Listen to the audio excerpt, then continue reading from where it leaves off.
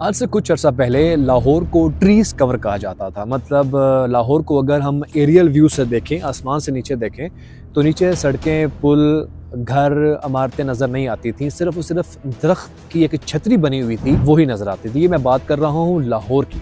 लेकिन और लाहौर को बागात का सिटी भी कहा जाता था। लेकिन पिछले 20 सालों में लाहौर का 70% जंगल और दरख्त काट दिया गया है उन मास्टरमाइंड और सियाने लोगों की तरफ से, जिन्होंने इसको ब्रिज बना दिए, बिल्डिंग्स, इमारतें, हाउसिंग सोसाइटीज़ बना के कंप्रोमाइज़ कर दिया लोगों की सेहतों को लेकर। लाहौर में इस वक्त, बल्कि पूरे पंजाब में और लाहौर में स्पेसिफिकली, स्मोक का राज है, जहाँ पे सांस लेना मुहाल है, आंखों से पानी आता है। एक कठिन कह लें कि ज़िंदगी को वो फेस कर रहे हैं लाहौर के अंदर। क्या पहली प्रॉब्लम्स कम थी, बेरोज़गारी की, करप्शन की, महंगाई की, वरेवर। अब एक चीज़ अपनी सेहत के साथ भी यही करना। एक रिसर्च के मुताबिक लाहौर में रहने वाले लोग बाकी शहरों में रहने वाले लोगों से 5 साल कम जिएंगे। मतलब उनकी ज़िंदगी 5 साल कम हो गई है इस पोल्यूशन की वजह से, चूँकि लाहौर दुनिया का सबसे ज़्यादा आलूदा शहर बन चुका हुआ है। एयर इंडेक्स के मुताबिक, एयर क्वालिटी इंडेक्स के मुताबिक लाहौर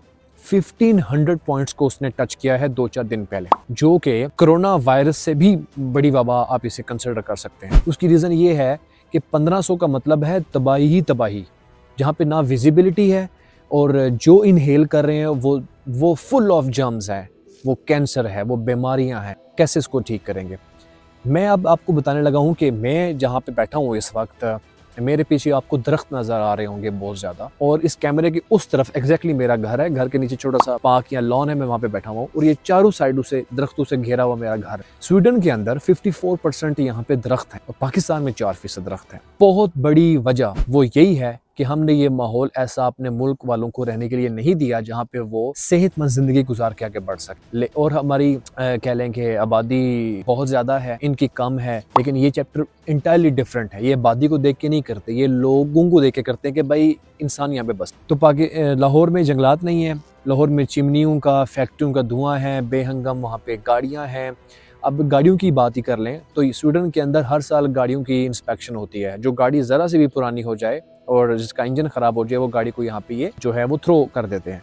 पाकिस्तान में 90 मॉडल की गाड़ियाँ चलती हैं। फिर यहाँ पे पब्लिक ट्रांसपोर्ट का कॉन्सेप्ट ये है कि दिन में लाखों लोग सफ़र करते हैं इलेक्ट्रिक ट्रेन के ऊपर। पाकिस्तान में आपको पता ही है कि पब्लिक ट्रांसपोर्ट का कोई उस तरह से कॉन्सेप्ट नहीं है। इसके अलावा दरख्तों की मैंने बात कर दी है। यहाँ पे इंडस्ट्रियल जोन्स शहरों से बाहर हैं। यही वजह है कि मैं जहाँ बैठा हुआ हूँ, इतनी खूबसूरत फ़िज़ा है कि मुझे फ्रेशनेस फील हो रही है सांस लेते हुए। मेरे वो पीछे लोग आपको वॉक करते हुए नज़र आ रहे हैं। चूँकि फ्रेम मैंने ऐसे बनाया हुआ है कम से कम लोग नज़र आए, लेकिन ये पीछे एक ट्रैक है जहाँ पे दिन रात की कैद के, रात को 9 बजे तक मैं इनको ऑब्ज़र्व करता हूँ कि लोग यहाँ पे जॉगिंग कर रहे होते हैं।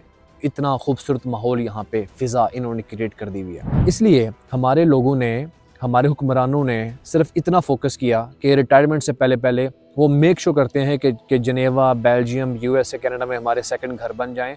भाड़ में जाएं आप लोग और भाड़ में जाएं आपके बच्चे। ये है टोटल उनकी परफॉर्मेंस आप लोगों के लिए। यही वजह है कि लाहौर को इस दुनिया का आलूदा तरीन शहर का दर्जा दे दिया गया हुआ है। कौन इनसे पूछेगा? खुदारा इनको इनके नारे लगाना छोड़ दीजिए, इनसे सवाल का कल्चर पैदा कीजिए। ये बदतमीजी या लड़ाई नहीं है।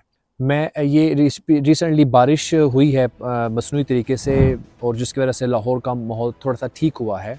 तो कम से कम आप अपने बजट के अंदर से बारिश का ही बजट बना लो, क्योंकि आप प्रोटोकॉल के मद में तो करोड़ों अरबों लगाते हो। तो चूँकि मसनूई बारिश भी बड़ी महंगी होती है, 20-25 करोड़ एक दफ़ा का लग जाता है। तो भाई उसमें से एक बजट बना लो कि हमने कम से कम 1 अरब या 1.5 अरब का हमने बजट रखा हुआ है कि हम जो है वो इतनी दफ़ा हम बारिश करवाएंगे 2-2, 3-3 महीने के बाद। कम से कम यही करवा लो। लेकिन ना विजन है, बस जनेवा भागना है या लंदन भागना है, इस चक्कर को लेके बेड़ा गर्क कर दिया वह आम शहरी का लेके। तो आपकी ज़िंदगी ख़त्म हो रही है जस्ट इस पोल्यूशन की वजह से।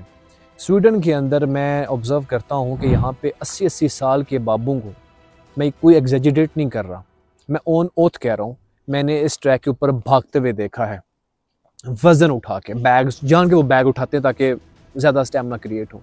अब 80 साल की उम्र में उन्हें क्या ज़रूरत है स्टैमिना क्रिएट करने की? वो समझते हैं कि जब तक सांस है तो ज़िंदगी है। हमारे मुल्क में 40 के बाद इस तरह का माहौल है कि आगे बढ़ते नहीं, चूँकि चीज़ें सपोर्ट करने के लिए नहीं, इंफ्रास्ट्रक्चर ही नहीं है, बाकी लॉज़मात ही नहीं है ऐसा कि इंसान ज़िंदगी को इंजॉय करे। तो खुदारा मेरी आप सबसे गुजारिश है कि एक तो आवाज़ उठाने का कल्चर पैदा करें, और दूसरा जो आप अपने लोग मैयर ले सकते, जॉगिंग के ट्रैक्स तो बने हुए हैं बड़े बड़े शहरों के अंदर, वहाँ पे जाएं, दिस एंड दैट, ये हो सकता है।